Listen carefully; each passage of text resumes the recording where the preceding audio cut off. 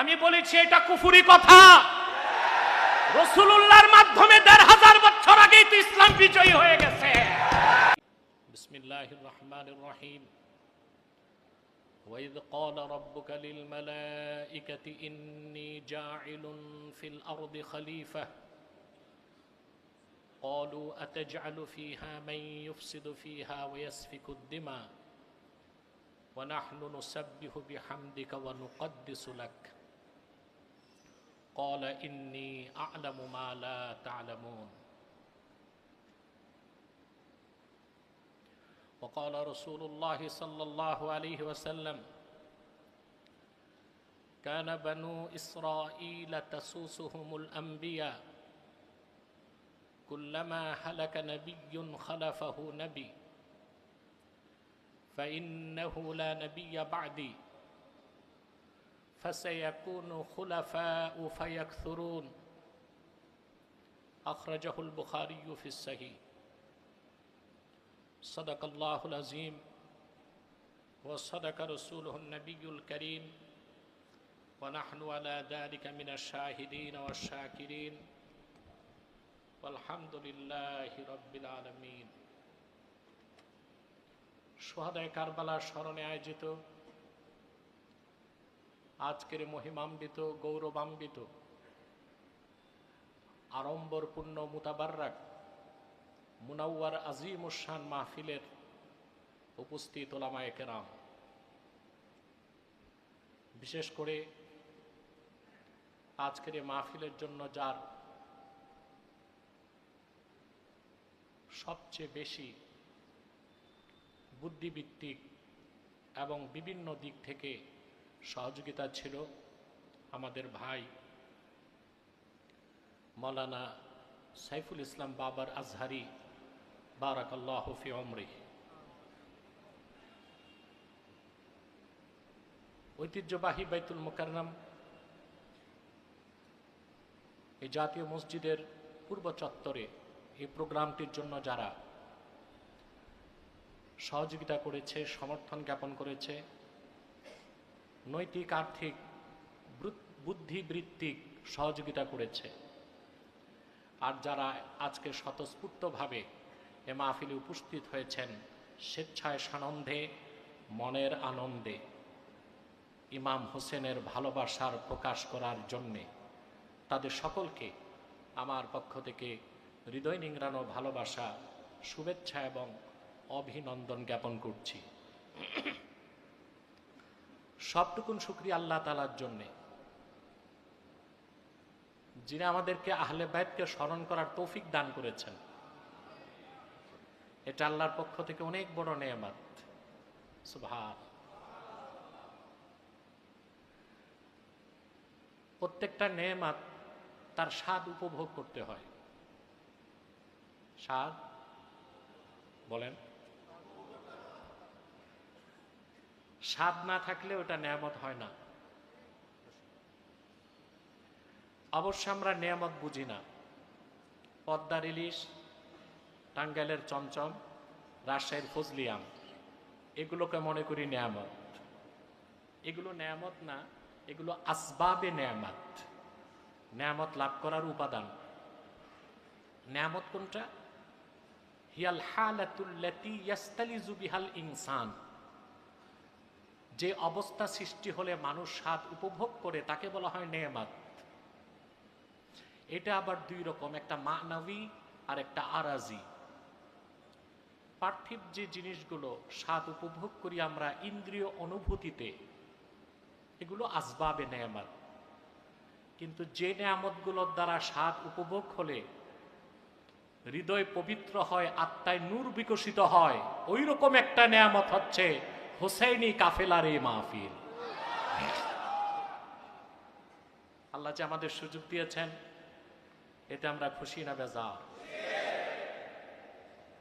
আমরা ঈমান দীপ্ত কণ্ঠে বলি আলহামদুলিল্লাহ।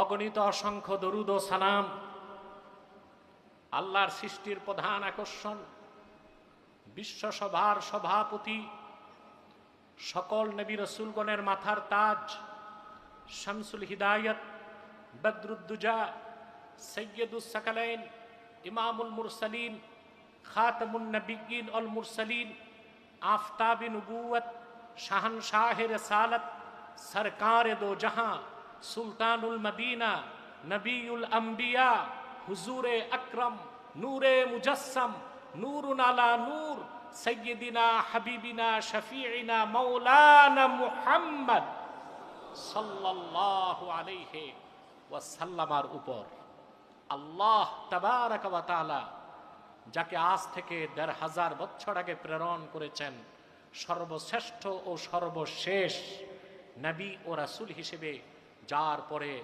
আজ পর্যন্ত পৃথিবীতে অবশ্যই কোনো প্রকার নবী কিংবা রাসূল অবশ্যই আসে নাই, অবশ্যই এখনো নাই, অবশ্যই কিয়ামত পর্যন্ত আসবে না।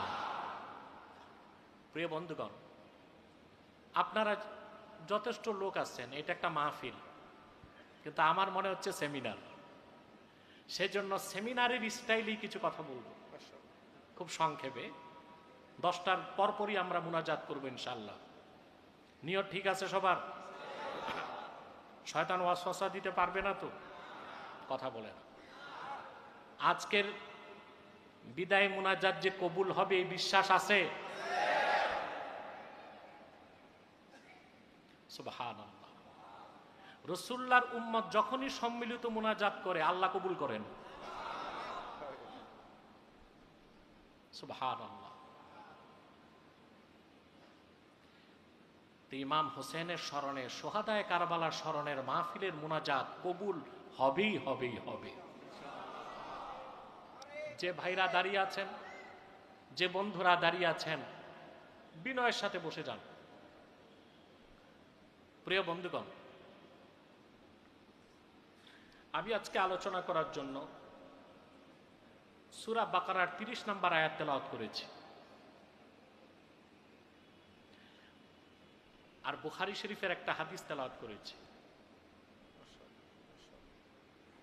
আপনাদের মধ্যে দানেশমন্দ যারা, দূরদর্শী, তারা বুঝতে পেরেছেন আলোচনা শুরু কই শেষ কই, আমার বিশ্বাস এটা। ইমামে হোসেন রাদিয়াল্লাহু তাআলা আনহু কারবালার প্রান্তরে বুকের তাজা রক্ত ঢেলে দিলেন। সে সংগ্রাম, সে জিহাদ, সে লড়াই, তা কি ছিল কোনো রাজনৈতিক দ্বন্দ্ব? মসনদ নেবার কোনো প্রতিযোগিতা? সেটা ছিল আদর্শিক লড়াই। মুসলমানদের রাজনৈতিক আদর্শ কি হবে, আর কোন রাজনৈতিক ভিত্তির উপর মুসলিম স্টেট গড়ে উঠবে, এই মৌলিক আদর্শকে প্রতিষ্ঠা করতে যেই ইমামে হোসেন রাদিয়াল্লাহু তাআলা আনহু কারবালার প্রান্তরে শাহাদাত বরণ করেছেন।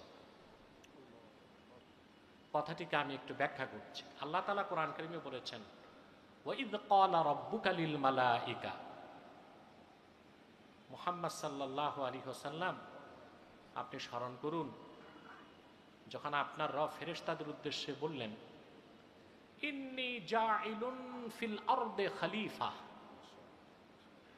এই ভূপৃষ্ঠে, এই জমিনে আমি আমার খলিফা বানাতে চাই। এখানে জায়েল খালেকের অর্থে আসবে। ক্বালু আতাজআলু ফিহা মান ইউফসিদু ফিহা ওয়া ইয়াসফিকুদ দিমা, সমবেত ফেরেশতারা তখন বলল, আতাজআলু ফিহা আই আতুরিদু আন তাখলুকা খালিকাতান, আপনি এমন নতুন সৃষ্টি আবার পৃথিবীতে করতে চান যার বংশধর পৃথিবীতে রক্তপাত করবে, ফাসাদ করবে, দাঙ্গা করবে। ওয়া নাহনু নুসাব্বিহু বিহামদিকা ওয়া নুকদ্দিসু লাক, আমরাই তো সর্বদা আপনার পবিত্রতা ঘোষণা করছি এবং করব, আপনার পবিত্রতা ঘোষণা করছি এবং করব। আল্লাহ পাক বললেন, ইন্নী আ'লামু মা লা তা'লামুন, আমি যা জানি তোমরা তা জানো না। ফেরেশতাদের পক্ষ থেকে আল্লাহর সামনে আর কোনো বক্তব্য ছিল না, কিন্তু ফেরেশতা কথা বলতে লাগলো। ইমাম বাগাবী উল্লেখ করেন এই আয়াতের তাফসীরে, এক ফেরেশতা আরেক ফেরেশতাকে বলল, লাই ইয়াখলুকা রাব্বুনা খালকান আকরামা ইলাইহি মিন্না, আমাদের রব কখনোই আমাদের চেয়ে দামি, রেসপেক্টেড, সম্মানিত কোন সৃষ্টি বানাবেন না। আল্লাহ যাকে বানাবেন তার চেয়ে আমরা শ্রেষ্ঠ থাকব। যুক্তি দিল, লিআন্নানা খুলিকনা ক্বাবলাহু ওয়া রাআইনা মা লাম ইয়ারা। কারণ আল্লাহ তো আদমকে এখনো বানান নাই, আর আমাদেরকে কত আগে তৈরি করেছেন, আমরা যা দেখেছি সে তা দেখে নাই। দেখার ভিত্তিতে আমাদের ইলম হবে বেশি, তার ইলম থাকবে কম। যার ইলম বেশি তার দাম বলেন, যার বয়স বেশি তার মর্যাদা বেশি, না যার ইলম বেশি তার মর্যাদা বেশি? ফাঁকে একটা কথা বলে নেই,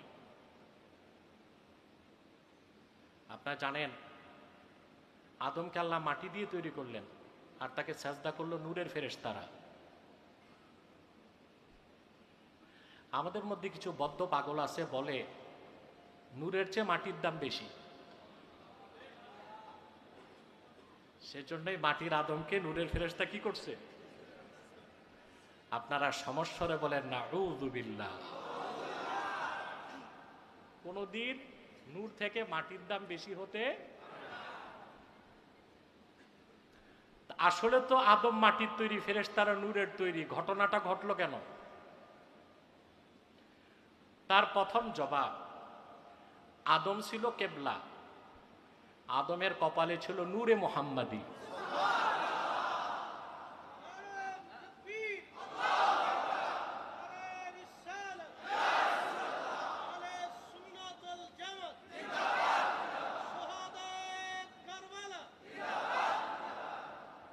দ্বিতীয় কারণ, আদমকে আল্লাহ ইলম দান করেছিলেন, আর ইলম হচ্ছে নূর। ইলম কি? এই জন্য নূরের ফেরেশতারা নূরকে সম্মান করেছে, নিছক মাটিকে সম্মান করে নাই। আল্লাহ তাআলা আদমকে সৃষ্টি করলেন, ওয়া আল্লামা আদামাল আসমাআ কুল্লাহা, আল্লাহ তাআলা সব কিছুর নাম তাকে শিক্ষা দিলেন। অতঃপর ফেরেশতাদের সামনে তাকে উপস্থিত করলেন। আল্লাহ তাআলা ফেরেশতাদেরকে বললেন, আম্বিউনি বিআসমাই হাউলাই ইন কুনতুম সাদিকিন, তোমাদের দাবি ছিল আদম থেকে তোমরা শ্রেষ্ঠ হবা, এই দাবিতে যদি সত্যবাদী হও তো এই জিনিসগুলোর নাম বলো। নাম? ফেরেশতাদের দাবি ছিল কি কারা শ্রেষ্ঠ? আরে ভাই, পুরুষের কণ্ঠে জবাব দেন। আল্লাহ বললেন, তোমাদের দাবিতে যদি তোমরা সত্যবাদী হও, মাইক অপারেটর কোন দিক, আওয়াজটা একটু স্পষ্ট হবে, চিকন হবে, কোনো ইকো থাকবে না। প্রিয় বন্ধুগণ, শুনতেছেন? তোমরা যদি তোমাদের দাবিতে শ্রেষ্ঠ হও, যে তোমরাই শ্রেষ্ঠ, সত্য হও, এগুলোর নাম বলো। জিবরিল, মিকাইল, ইসরাফিল, মালাকুল মউত সহ বিলিয়ন বিলিয়ন ফেরেশতা মস্তক নত করে বলল, ক্বালু সুবহানাক লা ইলমা লানা ইল্লা মা আল্লামতানা। মাবুদ, সব পবিত্রতা তোমার, তুমি যতটুকু ইলম দিয়েছো এর বাইরে আমাদের কোনো ইলম নাই, একটারও নাম জানি না। আল্লাহ বলেন, আদম এবার তুমি বলো। জগৎ সৃষ্টির সূচনা থেকে কিয়ামত পর্যন্ত যত জিনিস আলামে আসবাবে এসেছে, আসবে, সব কিছুর নাম হযরত আদম আলাইহিস সালাম বলে দিলেন। শ্রেষ্ঠকে প্রমাণিত হলেন। আল্লাহ বললেন, উসজুদু লি আদামা ফাসাজাদু ইল্লা ইবলিস। এবার আদমকে সাজদা করো। সবাই সাজদা করলো, শুধু করলো না ইবলিস। আল্লাহ তাআলা বেহেশতে আদম আলাইহিস সালামকে দিলেন, একাই কি তার আর ভালো লাগে না, তিনি সঙ্গী সাথী খুঁজতে লাগলেন। বেহেশত এমন এক জায়গা যেখানে মুখে বলার দরকার নেই, মনে জাগলেই আশা পূরণ হয় যেখানে, ওই জায়গার নাম কি? ইবনু কাসির লেখেন ফাআলকাল্লাহু আলাইহিন নাওম, হযরত আদমকে আল্লাহ ঘুম পাড়ায় দিলেন। আল্লাহ অপারেশন করে তার একটা অংশ নিয়ে তার স্ত্রী হাওয়াকে তৈরি করে দিলেন। প্রথম ছিলেন কয়জন? এখন হলেন। এরপর আল্লাহ তাআলা বললেন وَقُلْنَا يَا آدَمُ اسْكُنْ أَنْتَ وَزَوْجُكَ الْجَنَّةَ وَكُلَا مِنْهَا رَغَدًا। আদম, তুমিও তোমার স্ত্রী পরমানন্দে বেহেশতে বসবাস করো। ওয়াকুলা মিনহা রাগাদা আই ওয়াসিয়া, বেহেশতে যা খেতে মন চায় প্রাচুর্যের সাথে খাও। ওয়ালা তাকরাবা হাযিহি শাজারা, এই একটি বৃক্ষের কাছেও যেও না। আদম আর হাওয়াকে বেহেশতে আল্লাহ একটা আদেশ করলেন, একটা নিষেধ করলেন। এই আদেশ মানা, নিষেধ ছাড়া এর নামই ইবাদত। এর নাম কি? জোরে বলেন। আমার একটা অভ্যাস, দার্সে ছাত্রদের থেকে বারবার প্রশ্ন করি, শ্রোতাদের কাছ থেকে বারবার প্রশ্ন করি, শ্রোতাদের সাথে যেন আমার কমিউনিকেশন গ্যাপিং না হয়। কষ্ট হয় আপনাদের?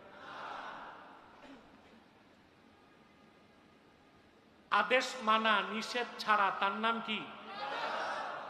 ইবাদত শুরু হলো কই? কিন্তু আদমকে আল্লাহ বানাইছেন শুধু ইবাদতের জন্য না খলিফা হিসেবে? খেলাফত কই আসবে? একটু ধৈর্য ধরতে হবে। স্বামী স্ত্রী পরমানন্দে বেহেশতে বসবাস করতে লাগলেন, আদেশ পুরা মানছেন, শয়তানের প্ররোচনায় নিষেধটা ছাড়তে পারেন নাই। আল্লাহ বলছেন এই নিষিদ্ধ বৃক্ষের কাছেও যাবা না। আদম আলাইহিস সালামের দোষ নাই, দোষটা শয়তানের। আর কিছু দোষ ছিল তার স্ত্রীর, ঠিক কিনা? গন্ধম খাইছেন, বুঝতেছেন? কখনো আমরা আদম আলাইহিস সালাম নবী ছিলেন, রাসূল ছিলেন, পাপ করছেন, গুনাহ করছেন, এটা বলার ক্ষমতা আমাদের নাই। আছে? আমাদের দেশে অনেক পথভ্রষ্ট আছে, ইসমতে আম্বিয়াকে বিশ্বাস করে না, নবীগণ নিষ্পাপ এটা বিশ্বাস করে না। ইমাম রাজি বলেছেন মান আনকারা ইসমাতাল আম্বিয়া ফাকান্নামা আনকারা রিসালাত জামিল আম্বিয়া। নবীগণ নিষ্পাপ এই কথা যে বিশ্বাস করলো না, সেজন্য 1 লক্ষের উপর নবীর রাসালাতকে অস্বীকার করলো। সেজন্য নবীগণ নিষ্পাপ এই কথা যারা বিশ্বাস করে না, তাদেরকে আমরা পথভ্রষ্ট গোমরাহ মনে করে থাকি। আদম পাপ করছেন, ভুল করছেন, আল্লাহ বলতে পারেন। কে বলতে পারেন? ওটা আমরা বলতে পারি? আমরা তো সন্তান। বাবা দোষ করলো সন্তান বলতে পারে? বাবার দোষ যে সন্তান বলে, ওটা কি ভালো সন্তান না কুলাঙ্গার? কি আমরা কুলাঙ্গার না, আমরা আদমের যোগ্য সন্তান।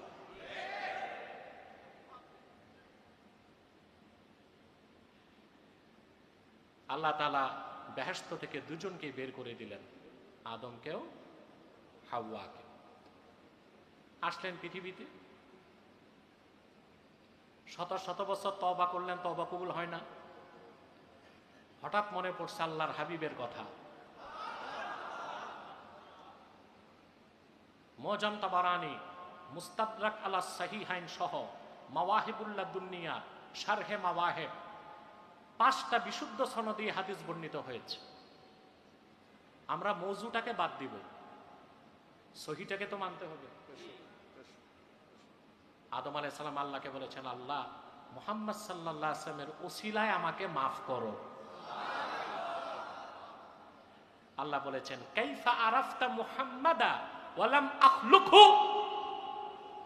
মুহাম্মদ সাল্লাল্লাহু আলাইহি ওয়াসাল্লামকে চিনলা কেমন করে, এখনো তো পাঠাই নাই। আদম বললেন, আল্লাহ সাজদা থেকে মাথা তুলে তোমার আরশে আজিমে দেখেছি তোমার নামের সাথে মুহাম্মদ সাল্লাল্লাহু আলাইহি ওয়াসাল্লামের নাম লেখা আছে। আল্লাহ বললেন, ঠিকই বলছো, আমার সবচেয়ে প্রিয় আমার হাবিব মুহাম্মদ সাল্লাল্লাহু আলাইহি ওয়াসাল্লাম, তোমাকে মাফ করে দিলাম।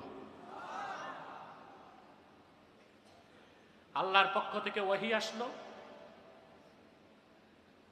এইবার শুরু হলো খেলাফত। জান্নাতে ছিল, দুনিয়াতে সুবহানাল্লাহ।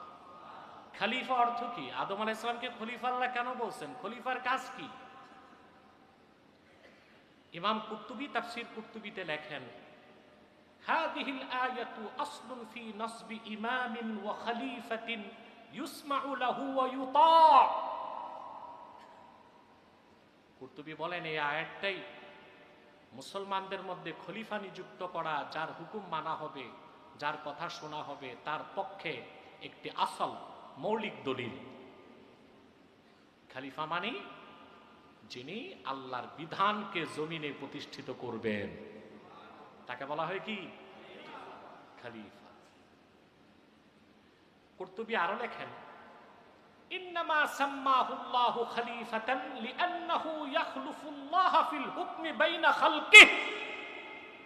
আদমকে খলিফা এই জন্য আল্লাহ বলছেন, আল্লাহর বিধান আল্লাহর সৃষ্টির মধ্যে আদম প্রতিষ্ঠিত করবেন, সেজন্য তাকে আল্লাহ কি বলছেন? আপনারা তো খলিফা বুঝেন না, দর্জিরে বলেন খলিফা। দর্জি কি খলিফা না টেইলার? দর্জি কি? টেইলার।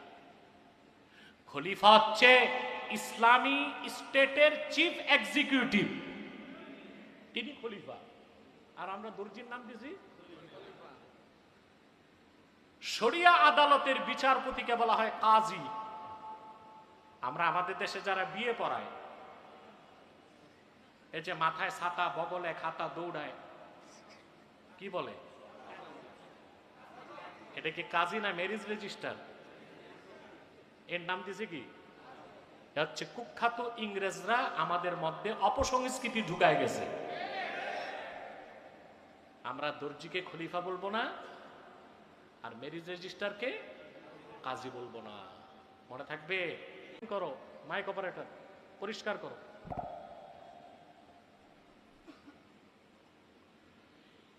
ইমাম বাগাবী সূরা বাকারা 30 নম্বর আয়াতের ব্যাখ্যায় লিখেন, ওয়াসসাহিহু আন্নাহু খলিফাতুল্লাহি ফি আরদিহি লিইকামাতি আহকামিহি ওয়া তানফিজি ওয়াসায়াহু। আদমকে আল্লাহ খলিফা বলছেন এই জন্য, তিনি পৃথিবীতে আল্লাহর বিধানকে প্রতিষ্ঠিত করবেন, আল্লাহর ওসিয়তকে প্রতিষ্ঠা করবেন, উপদেশকে। জান্নাতে শুরু হলো আদেশ মানা, নিষেধ ছাড়া, তার নাম আদেশ মানানো, নিষেধ ছাড়ানো, তার নাম খেলাফত। আবার বলছি, আদেশ মানানো, নিষেধ ছাড়ানো, তার নাম কি? জোরে। আদম দুনিয়াতে আসলেন, শুরু হলো কি? খেলাফা। আল্লাহর আদেশকে জমিনে প্রতিষ্ঠিত করা, আল্লাহর নিষেধকে বাস্তবায়ন করা, এটাই খেলাফতের মূল লক্ষ্য এবং উদ্দেশ্য। আদম আলাইহিস সালাম তা করলেন। তারপরে পৃথিবীতে আসলেন একের পর এক পয়গম্বর। সুবহানাল্লাহ। আল্লাহর জমিনে আল্লাহর দ্বীনকে প্রতিষ্ঠিত করতে। সবার শেষে আসলেন আখিরি নবী, নবীগণের মাথার তাজ, আমার নূর নবীজি মুহাম্মদ মুস্তাফা সাল্লাল্লাহু আলাইহি ওয়াসাল্লাম, যার মাধ্যমে ১৫০০ বছর আগে আল্লাহ দ্বীন ইসলামকে পরিপূর্ণ করেছেন এবং ইসলামকে বিজয়ী করে দিয়েছেন। ইসলাম কি নির্বাচনে বিজয়ী হয়?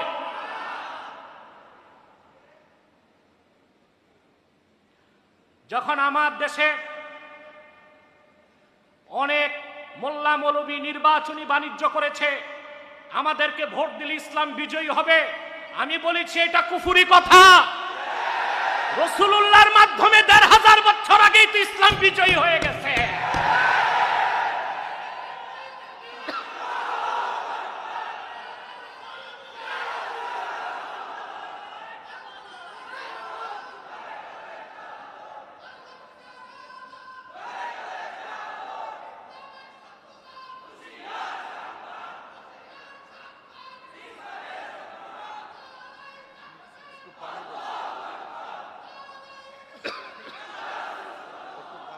এই কথা কি আমার না আল্লাহর?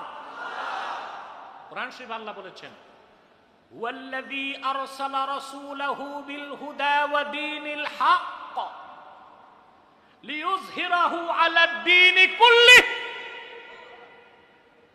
তিনি সেই আল্লাহ যিনি মুহাম্মদ সাল্লাল্লাহু আলাইহি ওয়াসাল্লামকে পাঠিয়েছেন মহাসত্য দিন ও পরিপূর্ণ হেদায়েত সহকারে, যেন তিনি দ্বীন ইসলামকে সকল ধর্মের উপর বিজয়ী করেন। ইসলাম তো রাসূলুল্লাহর মাধ্যমে ১৫০০ বছর আগে বিজয়ী হয়ে গেছে না? আমাদের নির্বাচনের অপেক্ষা করে? এটা বলা যায় আমাদেরকে ভোট দিলে শরিয়া রাষ্ট্র হবে, আমাদেরকে ভোট দিলে মুসলমান বিজয়ী হবে। ইসলামের বিজয় আর মুসলমানের বিজয় এক কথা নয়। এটা যারা বুঝে না, ইসলামী রাজনীতি করার কোনো অধিকার তাদের থাকতে পারে না।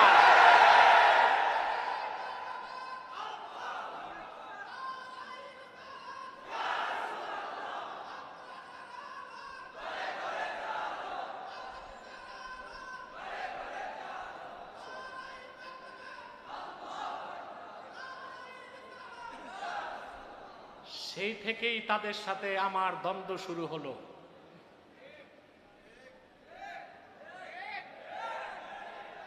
আমি কোনো পরোয়া করি না। 16 বছর ফেসিবাদের বিরুদ্ধে আমি বক্তব্য রেখেছি। হামলা মামলা জুলুমকে ভয় পাই নাই। এখন তো প্রশ্নই আসে না। দ্বীনের পক্ষে যা বলার তা বলবো। ইমামে হোসেনের উত্তরসূরিরা পারসেজ হয় না, হোসেনের উত্তরসূরিরা বিক্রি হয় না। হোসেনের উত্তরসূরিরা হোসেনের আদর্শ মেনে জীবন দেয়, ইমান দেয় না। কল্লা দিতে পারে, ব্যক্তিত্ব দিতে পারে না।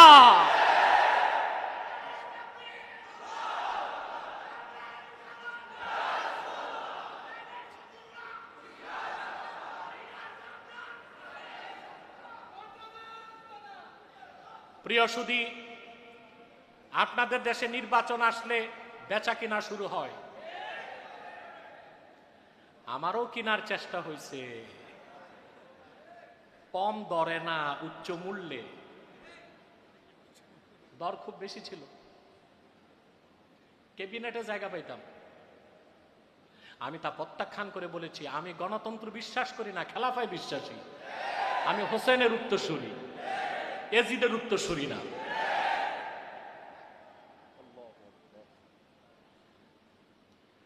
আল্লাহর হাবিব আখির নবী মুহাম্মদ সাল্লাল্লাহু আলাইহি ওয়াসাল্লামের মাধ্যমে আল্লাহ তাআলা ১৫০০ বছর আগে ইসলামকে পরিপূর্ণ করে দিলেন, বিজয়ী করে দিলেন, নবুয়তের রিসালাতের দরজা বন্ধ করে দিলেন। রাসূলুল্লাহ সাল্লাল্লাহু আলাইহি ওয়াসাল্লাম খেলাফতের দায়িত্ব দিয়ে গেলেন খোলাফায়ে রাশিদিনের হাতে, উম্মতের হাতে। কাদের হাতে? বুখারীর হাদিসটি আবার শুনেন। আল্লাহর হাবিব সাল্লাল্লাহু আলাইহি ওয়াসাল্লাম ইরশাদ করেছেন, কানা বানু ইসরাঈল তাসুসুহুমুল আম্বিয়া কুল্লামা হালাকা নাবিয়্যুন খালাফাহু নবী ফাইন্নাহু লা নাবিয়্যা বা'দি। বনি ইসরাইলের রাজনৈতিক নেতৃত্ব দিতেন নবীগণ।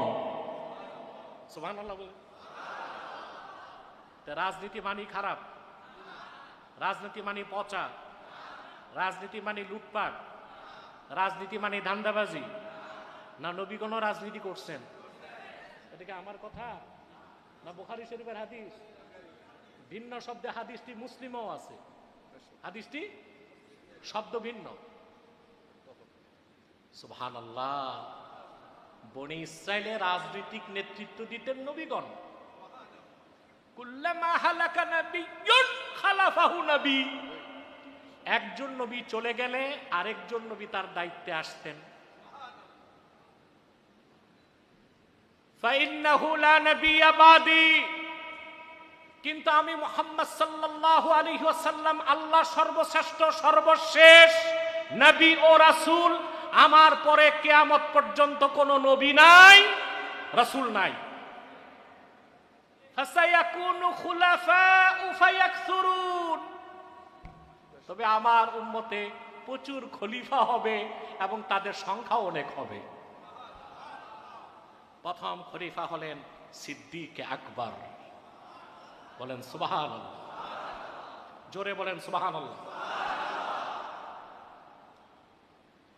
আমার নূর নবীজি মুহাম্মদ সাল্লাল্লাহু আলাইহি সাল্লাম যখন দুনিয়া থেকে বিদায় নিয়ে রফিকে আলা আল্লাহর কাছে চলে গেলেন, খলিফা কে হবে? আনসার মুহাজির তাদের মধ্যে কথা চলতেছে। আনসারদের পক্ষ থেকে প্রস্তাব আসলো, মিন্না আমিরু ওয়া মিনকুম আমির, আমাদের আনসারদের থেকে একজন খলিফা হবে, আপনাদের মুহাজির থেকে একজন খলিফা হবে। সিদ্দিক আকবর তখন বললেন, শোনো, রাসূলুল্লাহ সাল্লাল্লাহু আলাইহি ওয়াসাল্লাম বলেছেন, আল আইম্মাতু মিন কুরাইশ, নেতা হবে কুরাইশ থেকে। সর্বপ্রথম হযরত ওমর আবু বকর সিদ্দিকের সামনে তরবারি গেথে সিদ্দিক আকবরের হাতে হাত রেখে বায়াত নিলেন। সমস্ত দ্বন্দ্ব তিরোহিত হয়ে গেল। মুহাজির এবং আনসার এক বাক্যে সবাই হযরত আবু বকর সিদ্দিকের হাতে খেলাফতের বায়াত নিয়ে নিলেন।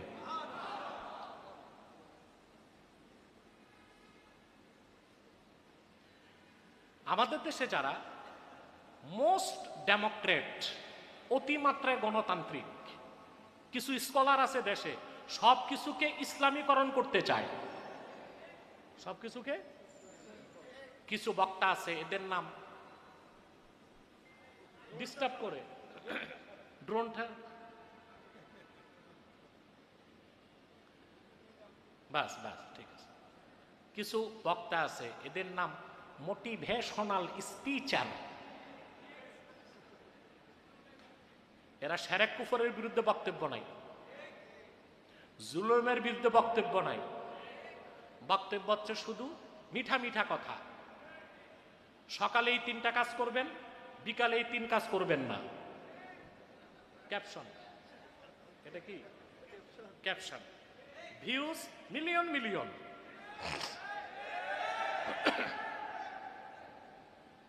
এমন ক্যাপশনও থাকে, ক্যাপশন দিয়ে দিছে, রাত 12টার পর স্ত্রীকে চুমু দিলে কি হবে? বুস্টিং ছাড়া মিলিয়ন মিলিয়ন মানুষ দেখতেছে। এগুলো দেখেন আপনারা? ওনারা নাকি মোটিভেশনাল স্পিচার। শিরকের বিরুদ্ধে কথা নাই, কুফরের বিরুদ্ধে কথা নাই, বাতিলের বিরুদ্ধে কথা নাই। ফিলিস্তিনের পক্ষে কথা বলতে গেলে ইসরায়েলের বিরুদ্ধে কোনো বক্তব্য নাই।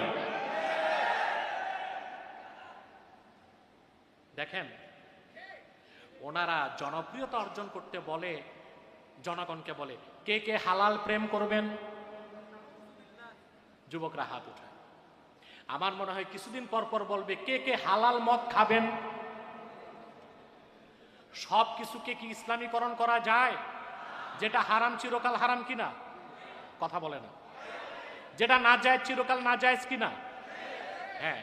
ফেকার নিয়ম হচ্ছে ফি হালাতিল ইদতিরার, বিপদের সময় হারাম জেনে হারামকে গ্রহণ করা যায় সাময়িক, কিন্তু ওটাকে হালাল মনে করার সুযোগ নাই। যারা অতিমাত্রায় গণতান্ত্রিক তারা বলে আবু বকর সিদ্দিক নাকি গণতান্ত্রিকভাবে নির্বাচিত হয়েছেন। ঈমান থাকবে? হযরত ওমর গণতান্ত্রিকভাবে নির্বাচিত হয়েছে না। গণতন্ত্র হচ্ছে মানুষের মাথা গণা হয়। কি গণা হয়? যার ভোট বেশি। তো গণা হইল কি? মাথা। মাথার কোয়ালিটি দেখা হয়েছে? কথা বলেন, কোয়ালিটি। গণতান্ত্রিকভাবে নির্বাচন যেটা হয় ভোট। ঢাকা বিশ্ববিদ্যালয়ের ভাইস চ্যান্সেলরের মাথার যে মূল্য, গুলিস্তানে জুতা সেলাই করে মুচির মাথার না পার্থক্য আছে? একই মূল্য না? কোথায় ভাইস চ্যান্সেলর আর কোথায় মুচি? কারণ এখানে মাথা গণা হয়, মাথার কোয়ালিটি দেখা হয় না। খেলাফত হচ্ছে মাথা গণা হয় না, মাথার কোয়ালিটি দেখা হয়। হযরত ওমরের সিদ্ধান্তে সবাই একমত হয়েছেন। সিদ্দিক আকবর খলিফা হয়েছেন। সিদ্দিক আকবর ইঙ্গিত দিয়েছেন, হযরত ওমরকে সবাই খলিফা মেনেছেন। মাজলিসে শুরার ভিত্তিতে হযরত ওসমান খলিফা হয়েছেন, হযরত আলী খলিফা হয়েছেন। খোলাফায়ে রাশিদিন কয়জন? 5 জন। 4 জন না, 5 জন। আবু বকর, ওমর, উসমান, আলী, ইমামে হাসান, তিনিও খোলাফায়ে রাশিদিনের একজন। বৃহৎ স্বার্থে তিনি হযরত মুয়াবিয়া রাদিয়াল্লাহু তাআলা আনহুর খেলাফতকে সমর্থন দিয়েছেন। ওনার সমর্থন পাবার পরই হযরত মুয়াবিয়ার খেলাফত বৈধতা পেয়েছে। কথা বুঝতেছেন? 60 হিজরিতে হযরত মুয়াবিয়া ইন্তেকালের পর একচ্ছত্র নিয়ন্ত্রণ প্রতিষ্ঠা করে ফাসেক ফাজের দুষ্ট লোকদের সহযোগিতায় 34 বছর বয়সে নিকৃষ্ট ইয়াজিদ খেলাফতকে দখল করার চেষ্টা করছে। শুরু হলো ইমাম হোসেনের সাথে দ্বন্দ্বের সূত্রপাত। এবার আলোচনা কোথায় শেষ হবে বুঝতে পারছেন? কথা বলেন। শুরু হয়েছে এখন শেষের দিকে। এখন ইমাম হোসেনের সাথে ওনার ইয়াজিদের দ্বন্দ্ব হলো কি নিয়ে? ইমাম হোসেন চেয়েছেন খিলাফা আলা মিনহাজিন নুবুওয়াহ, খোলাফায়ে রাশিদিন যেভাবে খেলাফায় খলিফার দায়িত্ব নিয়েছেন, যেভাবে পরিচালনা করেছেন খেলাফত, সেই আদর্শের ভিত্তিতে খেলাফা পরিচালিত হবে, মুসলিম রাষ্ট্র পরিচালিত হবে। ইয়াজিদ জোর জবরদস্তি হযরত মুয়াবিয়ার ইন্তেকালের পর পৈতৃক সূত্র হিসেবে মসনদকে দখল করছে। একদিকে ছিল খেলাফত, আর একদিকে ছিল মুলুকিয়াত। তার দ্বন্দ্বটা ছিল রাজনৈতিক না আদর্শিক? বলেন। আজকে ইয়াজিদের দালালি করে যারা বলে ইমাম হোসেন ভুল করছিলেন, উনি বুঝেন নাই, খোদার কসম ইয়াজিদও লানতপ্রাপ্ত, ইয়াজিদের দালালরাও লানতপ্রাপ্ত। ইমাম হোসেন কেন কারবালায় গেলেন তিনি কি বুঝেন নাই? কথা বলেন। ওনার বক্তব্যটাই শোনেন। ওনাকে আব্দুল্লাহ বিন আব্বাস সহ অসংখ্য সাহাবী পরামর্শ দিলেন, আপনি কারবালা যেন না, ইরাকে যায়েন না। আপনার ভাই ইমাম হাসান তিনি যেভাবে মুয়াবিয়ার খেলাফতকে মেনে নিয়েছিলেন, আপনিও সেভাবে ইয়াজিদেরটা মেনে নেন। হযরত ইমাম হোসেন জবাব দিয়েছেন, ইন্নী লা আরজু আন ইউতি আল্লাহু আখি আলা নিয়াতিহি ফি হুব্বিহিল কাফফা। আমার ভাই হাসান মুসলিমদের বৃহৎ কল্যাণে মুয়াবিয়ার খেলাফতকে মেনে নিয়েছিলেন, হাত গুটিয়ে রেখেছিলেন, তার নিয়তের কারণে আল্লাহ তাকে পুরস্কার দিবেন। ওয়া আইয়ুতিয়ানি আলা নিয়াতি ফি হুব্বি জিহাদাজ জালিমিন। আর আমার নিয়ত হচ্ছে জালেমদের অপশাসন থেকে মুসলিম দুনিয়াকে রক্ষা করা। আমার নিয়তের বিনিময়ে আমাকে আল্লাহ ভিন্ন পুরস্কার দিবেন। কার কথা? ইমাম হোসেনের কথা। তিনি বলেছেন, আমি জালেমদের বিরুদ্ধে জিহাদে যাচ্ছি। এই জালেমদের হাতে উম্মাহ নিরাপদ নয়, এই জালেমদের হাতে মুসলিম বিশ্ব নিরাপদ নয়, এই জালেমদের হাতে মুসলিম জাহান নিরাপদ নয়, এই জালেমদের হাতে শরীয়ত নিরাপদ নয়। তারপর তিনি গেলেন কারবালায়। তারপরের ঘটনায় এত শুনছেন আপনারা বাংলাদেশে, আপনাদের মুখস্থ হয়ে গেছে, কিন্তু মূল শিক্ষা যেটা হৃদয়ে লালন করতে হবে সেটা হচ্ছে ইমাম হোসেন রাদিয়াল্লাহু তাআলা আনহু কারবালার প্রান্তরে সঙ্গী সাথীদেরকে নিয়ে 61 হিজরিতে শাহাদাত বরণ করে মৌলিক যে শিক্ষা তিনি মুসলমানদেরকে দিয়ে গিয়েছেন, তার প্রথমটা হচ্ছে কাফের ও বাতিলদের সাথে কখনো আপোষ মুসলমান করতে পারে না। 2 নাম্বার হচ্ছে মুসলমানদের রাজনৈতিক আদর্শ মুলুকিয়াত জামহুরিয়াত হবে না, আদর্শ হবে খেলাফত। 3 নাম্বার তিনি বুকের তাজা রক্ত ঢেলে কারবালার প্রান্তরে ফতোয়া লিখেছেন, ইসলামে 2টো বিধান আছে, একটা রুখসাত আর একটা আজিমাত। কিন্তু কখনো কখনো রুখসাত গ্রহণ না করে আজিমতের উপর থেকে জীবন দেওয়াটাও মুসলমানদের মৌলিক দায়িত্ব। সে আদর্শ ইমাম হোসেন রাদিয়াল্লাহু তাআলা আনহু কারবালার প্রান্তরে স্থাপন করেছেন। অতএব আমাদের যে শিক্ষা সুহাদায়ে কারবালা থেকে নিতে হবে, যে আল্লাহর দ্বীনের প্রশ্নে আমাদেরকে হতে হবে আপোষহীন, আর আমরা খেলাফাকে বিশ্বাস করব। 3, ইমাম হোসেন রাদিয়াল্লাহু তাআলা আনহুর ভালোবাসা অন্তরে লালন করব, কিন্তু ইমাম হোসেনকে সর্বোচ্চ ভালোবাসার সাথে সাথে রাসূলুল্লাহর মহান সাহাবীদের প্রতিও ভালোবাসা সম্মান থাকতে হবে। পৃথিবীতে 2টা বাতিল ফেরকা, একটা খাওয়ারেজ আর একটা রাওয়াফেজ। খারিজিরা ইমাম হোসেনকে দোষ দেয়, এজিদের দালালি করে, আর রাফিজিরা ইমাম হোসেনের পক্ষ নিয়ে মুয়াবিয়া সহ জলিলুল কদর সাহাবীদেরকে গালিগালাজ করে। আমরা খারিজিও না, রাফিজিও না, আমরা আহলুস সুন্নাহ ওয়াল জামাত। তবে ইয়াজিদের ব্যাপারে কয়েকটা কথা আমাকে বলতেই হবে। আমি ব্যক্তিগতভাবে ইয়াজিদকে কাফের মনে করি।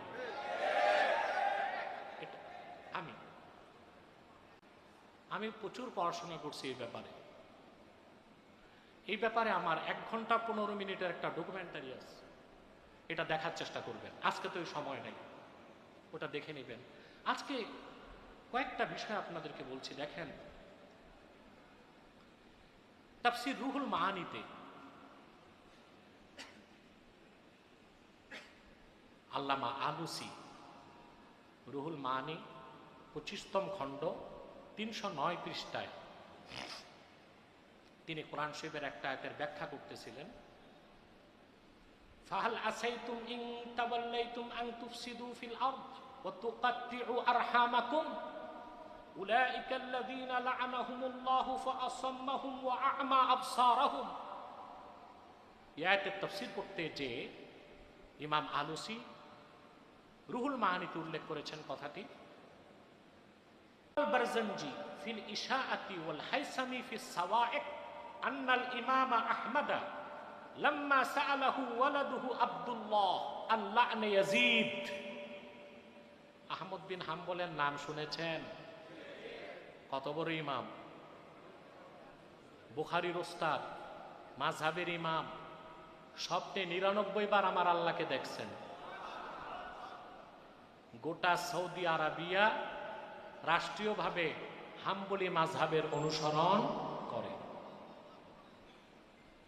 আহমদ বিন হাম্বলকে ওনার ছেলে আব্দুল্লাহ একদিন জিজ্ঞেস করেছে, বাবা, ইয়াজিদকে লানত করা যাবে? কে জিজ্ঞেস করছেন? আহমদ বিন হাম্বলকে ওনার ছেলে জিজ্ঞেস করছেন, বাবা, ইয়াজিদকে লানত দেওয়া যাবে? আচ্ছা, আপনারা বলেন তো, মুসলমানকে লানত বর্ষণ করা যায়? কাকে লানত বর্ষণ করা হয়? বেঈমানকে। জিজ্ঞেস করছি, ইয়াজিদকে লানত বর্ষণ করা যাবে? আহমদ বিন হাম্বল এক কথায় জবাব দিয়েছেন, কাইফা লা ইউলআনু মান লাআনাহুল্লাহু তাআলা ফি কিতাবিহি। আল্লাহ কোরআন শরীফে যারে লানত বর্ষণ করছেন তারে লানত দেওয়া যাবে না কোন অর্থে? আহমদ বিন হাম্বল বললেন, فقال عبد الله قد قرأت كتاب الله عز وجل فلم أجد فيه لعن يزيد। বাবা, আমি তো কোরআন শরীফ বহুবার পড়ছি, আমার মুখস্থ আছে, ইয়াজিদকে তো কোরআন শরীফে আল্লাহ কোনো লানত দিতে পাই নাই। فقال الإمام إن الله تعالى يقول। হযরত আহমদ বিন হাম্বল তখন এই আয়াতটা পড়লেন, ফাহাল আসাইতুম ইন তাওয়াল্লাইতুম আন তুফসিদু ফিল আরদি ওয়া তুকাত্তিউ আরহামাকুম উলাইকা আল্লাযীনা লা'আনাহুমুল্লাহু ফাআসাম্মাহুম ওয়া আ'মা আবসারাহুম। এই আয়াতটা পড়লেন।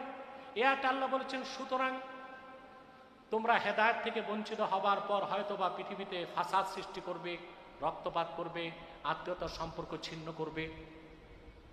আল্লাহ বলেন, তাদের উপর আল্লাহর পক্ষ থেকে লানত বর্ষিত হয়। আল্লাহ তাদেরকে বধির করে দিয়েছেন এবং অন্ধ বানিয়ে দিয়েছেন। এই আয়াতটা পড়ার পর আহমদ বিন হাম্বল বললেন, ওয়া আইয়ু ফাসাদিন ওয়া কাতিআতিন আশাদ্দু মিম্মা ফাআলাহু ইয়াজিদ। পৃথিবীতে আত্মীয়তার সম্পর্ক ছিন্ন করার ক্ষেত্রে ফাসাদ সৃষ্টি করার থেকে ইয়াজিদের চেয়ে নিকৃষ্ট আর কে আছে? আর সে সাধারণ মানুষের রক্তপাত ঘটায় নাই, রাসূলুল্লাহর কলিজার টুকরা ফাতেমার নয়নের পুত্তলি ইমাম হোসেনকে শহীদ করা হয়েছে তার নির্দেশে। উবাইদুল্লাহ বিন জিয়াদের নেতৃত্বে শুহাদায়ে কারবালাকে শহীদ করা হয়েছে। ইমাম হোসেনকে শহীদ করাকে সে সমর্থন করেছে। ইবনু আসাকির তার তারিখে বর্ণনা করছেন, বেদায়ন নেহায়াতে ইবনু কাসির রওয়ায়াত করেছেন, আল্লামা আলুসি রুহুল মাআনিতে উল্লেখ করছেন, দামেস্কে যখন ইমাম হোসেনের মাথা মোবারক তার সামনে রাখা হলো, কোথায় বড় ঢাল আছে না, ঢালের মাঝখানে ইমাম হোসেনের নুরানি মাথা মোবারক, চারপাশে বাকি শহীদদের মাথা। কুখ্যাত ইয়াজিদ উৎফুল্ল করে বলতেছে, না আবাল গোরাব। কাক তখন চিৎকার করছে, কাক, সে বলল, না আবাল গোরাব কুলতু কুল আওলা তাকুল কাদ ইক্তাযাইতু মিনার রাসূলি দুয়ুনি। নাউযুবিল্লাহ। সে বলল, কাক, তুমি চিল্লাও বা না চিল্লাও, আমি আজকে মুহাম্মদ সাল্লাল্লাহু আলাইহি ওয়াসাল্লাম বদর যুদ্ধে কুরাইশদের 70 কাফের নেতাকে নিহত করেছিলেন, আজকে হোসেনকে হত্যা করিয়ে আমি সেই প্রতিশোধ নিলাম। কার কথা? কার কথা? ইয়াজিদ। তাহলে যারা বলে ইমাম হোসেনকে শাহাদাত করার পক্ষে ইয়াজিদের মত ছিল না, সেটা উবাইদুল্লাহ বিন জিয়াদের ব্যক্তিগত সিদ্ধান্ত, তারা মিথ্যাবাদী, তারা খারিজিদের উত্তরসূরি। ঠিক কিনা বলেন? প্রিয় ভাইরা, ইমামে হোসেন রাদিয়াল্লাহু তাআলা আনহুর শাহাদাতকে সে সমর্থন করেছে। তার নিযুক্ত গভর্নর তার নির্দেশে মদিনাতুল মুনাওয়ারাতে ত্রাস সৃষ্টি করেছিল। তার নির্দেশে তার নিযুক্ত গভর্নর মক্কা মুকাররমাতে ত্রাস সৃষ্টি করেছে, হারামের মধ্যে আঘাত করছে। তার চেয়ে বড় ফাসাদ সৃষ্টিকারী আছে দুনিয়ায়? তার চেয়ে বেশি আত্মীয়তার সম্পর্ক ছিন্নকারী আছে দুনিয়ায়? সেজন্য আহমদ বিন হাম্বল বলেছেন, আল্লাহর পক্ষ থেকে আগত লানতের সবচেয়ে বড় হকদার হচ্ছে ইয়াজিদ। তাহলে যারা ইয়াজিদকে বলে রাদিয়াল্লাহু আনহু, কাফের বলবে কি বলবে না ওটা ব্যক্তিগত মত। অনেক ইমাম কাফের বলছে, অনেকে ফাসেক বলছে, ভালোতে কেউ বলে নাই। তো যারা ইয়াজিদের দালালি করে তারা আসলেই খারিজিদের উত্তরসূরি। আবার যারা হযরত মুয়াবিয়াকে গালিগালাজ করে তারা রাফিজিদের উত্তরসূরি। খারিজি বলেন, খারিজি না, না বলুন, খারিজি, রাফিজি, আহলে সুন্নাত, হুসেনি কাফেলা, হুসেনের উত্তরসূরি। আরেকটা বক্তব্য দিয়ে আমি শেষ করে দিচ্ছি। রুহুল মাআনিতে আল্লামা মাহমুদ আলুসি হানাফি মাযহাবের শ্রেষ্ঠ মুফাসসিরদের একজন তিনি। আমরা যত তাফসীর পড়ি অধিকাংশ শাফিদের, কাদের? কিন্তু মাহমুদ আলুসি ছিলেন হানাফি, 30 খণ্ডে কোরআনের তাফসীর লিখে হানাফিদেরকে ঋণ মুক্ত করে গেছেন। মাহমুদ আলুসি প্রায় 4 পৃষ্ঠা তিনি আলোচনার পর তার সিদ্ধান্ত তুলে ধরেছেন। মাহমুদ আলুসি রহমতুল্লাহ তাফসীর রুহুল মাআনিতে তিনি বলেন, এটা মাহমুদ আলুসির মত। আমি যে ইয়াজিদকে কাফের বলি এটা আমার ব্যক্তিগত মত না, আমার মতের পক্ষে 27 জন মুজতাহিদের বক্তব্য আছে। কতজন? মাহমুদ আলুসি বলেন, ওয়া আনা আকুলু আল্লাযী ইয়াগলিবু আলা যান্নি আন্নাল খাবিসা লাম ইয়াকুন মুসাদ্দিকাম বিরিসালাতিন নবিয়্যি সাল্লাল্লাহু আলাইহি ওয়াসাল্লাম। মাহমুদ আলুসি বলেন, ব্যাপক তথ্য তাহকিকের পর এটাই আমার মত, আমি বিশ্বাস করি কুখ্যাত ইয়াজিদ সে মূলত আল্লাহ রাসূল সাল্লাল্লাহু আলাইহি সাল্লামের রেসালতকে বিশ্বাস করত না। এখন রাসূলুল্লাহর রেসালতকে যে বা যারা বিশ্বাস করে না তারা কি মুসলমান না কাফের?